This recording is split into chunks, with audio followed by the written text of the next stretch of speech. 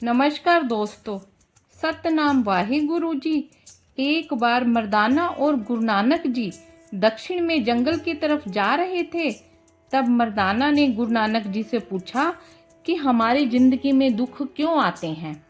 तब गुरु नानक जी ने मर्दाना से कहा, सुनो, मैं तुम्हें सुख और दुख के बारे में बताता हूँ।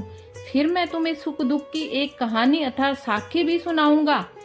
तब गुरु नानक जी बोले, सुन मर्दाने, सुख दुख हमारे जीवन का अभिन्न अंग है।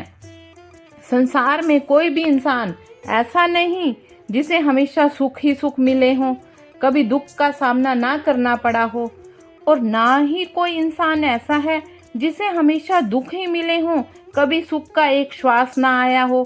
गुरु नानक देव जी कहते हैं, सुख दुख पूर्व जन्म के किए, सो जाने जिन दाते दिए। सुख और दुख हमारे पूर्व जन्मों के अच्छे और बुरे कर्मों का फल है। अच्छे और बुरे दोनों तरह के कर्म इकट्ठे होते हैं तो मनुष्य का जन्म मिलता है। जिसके पूर्व जन्मों के ज़्यादा पुण्य कर्म है वह ज़्यादा सुखी है, और जिसके ज़्यादा पाप कर्म है वह ज़्यादा दुखी है। जब तक इस देह में बैठे हैं सुख और दुख कुदरती हैं, और संत महात्मा समझाते हैं कि यह संसार दुख, संघर्ष, मौत और विनाश का अखाड़ा है। इस संसार में बीमारी, बुढ़ापा, लाचारी और मौत का राज्य है। गुरु नानक देव जी कहते हैं, नानक दुखिया सब संसार। और कबीर साहब जी कहते हैं, तन धर सुखिया कोई न देखा, जो देखा सो दुखिया हो। तुलसी साहिब कहते हैं, कोई तो तन मन दुखी, कोई चित्त उदास, एक एक दुख सबन को, सुखी संत का दास। महात्मा बुद्ध कहते हैं, दुनिया दुखों का घर है और तृष्णा दुखों की जननी है। अब आगे गुरु नानक जी मर्दाने को कहते हैं, दुखों का कारण क्या है? दुखों का मूल कारण क्या है?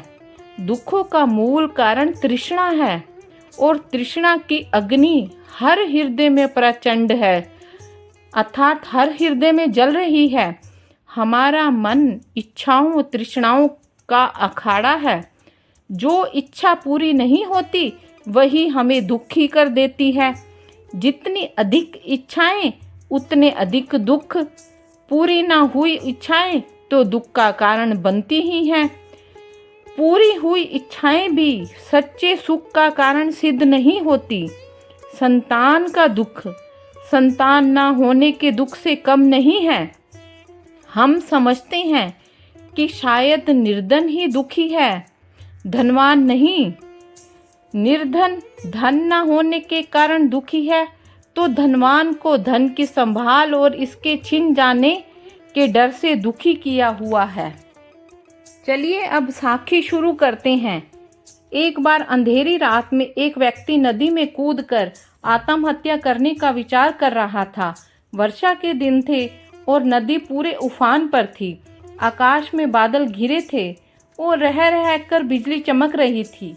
वो शख्स काफी धनी व्यक्ति था, लेकिन अचानक हुए घाटे से उसकी सारी संपत्ति चली गई थी। उसके भाग्य का सूरज डूब गया था। चारों ओर निराशा ही निराशा थी और भविष्य नजर नहीं आ रहा था। उसे कुछ सूझ नहीं रहा था कि वो क्या करे, तो उसने स्वयं को समाप्त करने का विचार कर लिया और नदी में कूदने के लिए जैसे ही चट्टान के छोर पर खड़ा होकर वह अंतिम बार ईश्वर का स्मरण करने लगा, तभी एक बुजुर्ग परंतु मजबूत बाहों ने उसे रोक लिया। बिजली की चमक में उसने देखा कि एक वृद्ध साधु उसे पकड़े हुए है। उस वृद्ध ने उससे निराशा का कारण पूछा और किनारे लाकर उसकी सारी कथा सुनी। फिर हंसकर बोला, तो तुम ये स्वीकार करते हो कि पहले तुम सुखी थे? सेठ बोला, हाँ, मेरे भाग्य का सूर्य पूरे प्रकाश से चमक रहा था। सब और मान सम्मान और संपदा थी। अब जीवन में सिवाय अंधकार और निराशा के कुछ भी शेष नहीं रहा। वृद्ध फिर हंसा और बोला, दिन के बाद रात्रि है और रात्रि के बाद दिन। जब दिन नहीं टिकता तो रात्रि भी कैसे टिकेगी? परिवर्तन संसार का नियम है। ठीक से सुनो और समझ लो। जब तुम्हारे अच्छे दिन हमेशा के लिए नहीं रहे तो बुरे दिन भी नहीं रहेंगे। तो इस सत्य को जो जान लेता है वो सुख में सुखी नहीं होता और दुख में दुखी नहीं होता। उसका जीवन उस अड़िग चट्टान की भांति हो जाता है जो वर्षा और धूप में एक जैसा ही समान बना रहता है।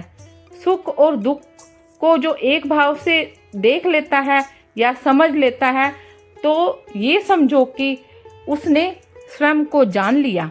अब इस कहानी से हमें क्या शिक्षा मिलती है? इस कहानी से हमें यह शिक्षा मिलती है कि सुख दुख तो जिंदगी के दो पहलू हैं और सुख दुख हमेशा आते जाते रहते हैं।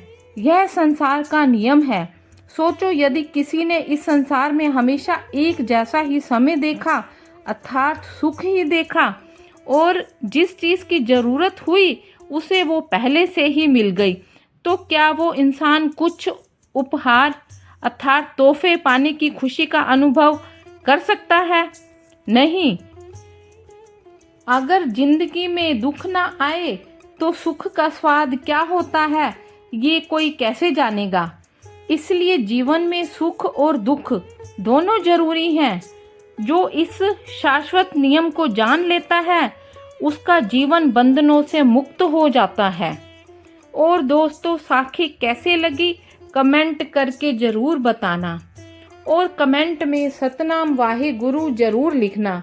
और दोस्तों, अगर आपने अभी तक मेरा चैनल सब्सक्राइब नहीं किया तो प्लीज़ मेरे चैनल को सब्सक्राइब और वीडियो को लाइक अवश्य करें ताकि आने वाली वीडियो की जानकारी आपको मिल सके।